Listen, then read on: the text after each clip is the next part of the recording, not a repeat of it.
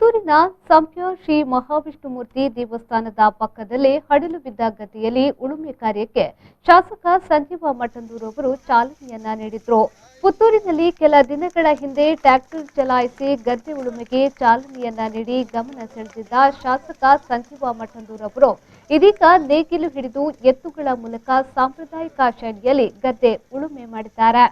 ಎತ್ತುಗಳ ಮೂಲಕ ಗದ್ದೆ ಉಳುಮೆ ಮಾಡುವ ಕೆಲವು ಗದ್ದೆಗಳ ಪೈಕಿ ಸಂಪ್ಯ ಶ್ರೀ ಮಹಾವಿಷ್ಣುಮೂರ್ತಿ ದೇವಸ್ಥಾನದ ಪಕ್ಕದಲ್ಲೇ ಹಡಲು ಬಿದ್ದ ಗದ್ದೆಯು ಒಂದೆನಿಸಿಕೊಂಡಿದೆ.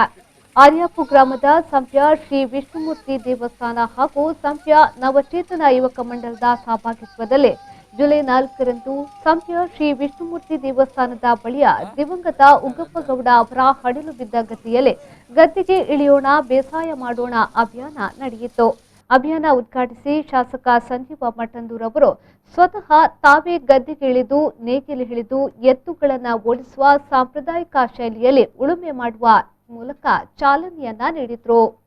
ಕಾರ್ಯಕ್ರಮದಲ್ಲಿ ಕಳೆದ ಸುಮಾರು 40 ವರ್ಷಗಳಿಂದ ಸ್ವತಃ ತಾನೇ ಸಾಂಪ್ರದಾಯಿಕ ಶೈಲಿಯಲ್ಲಿ ಉಳುಮೆ ಮಾಡಿ ಬೇಸಾಯ ಮಾಡುತ್ತಿರುವ 70 ವರ್ಷದ ಬಾರಿಕೆ ಪರಮೇಶ್ವರ ನಾಯ್ಕ ಅವರನ್ನ ಸನ್ಮಾನಿಸಲಾಯಿತು. ಈ ಸಂದರ್ಭದಲ್ಲಿ ವ್ಯವಸ್ಥಾಪನಾ ಸಮಿತಿಯ ಸದಸ್ಯರಾದ ಸೀತಾರಾಮ್ ಶೆಟ್ಟಿ ಕಂಬಳತಡ್ಡ, ಜಯಕುಮಾರ್ ನಾಯರ್, ಪ್ರೇಮ ಸಪಲ್ಯ, ವಿನ್ಯಾಸ್ ಗೌಡ, ತಾಲೂಕು ಪಂಚಾಯತ್ನ ಮಾಜಿ ಸ್ಥಾಯಿ ಸಮಿತಿ ಅಧ್ಯಕ್ಷ ಸಾಚಾ ರಾಧಾಕೃಷ್ಣ ಆಳ್ವ ಹಲವು ಮಂದಿ ಕಾರ್ಯಕ್ರಮದಲ್ಲಿ ಭಾಗವಹಿಸಿದ್ರು.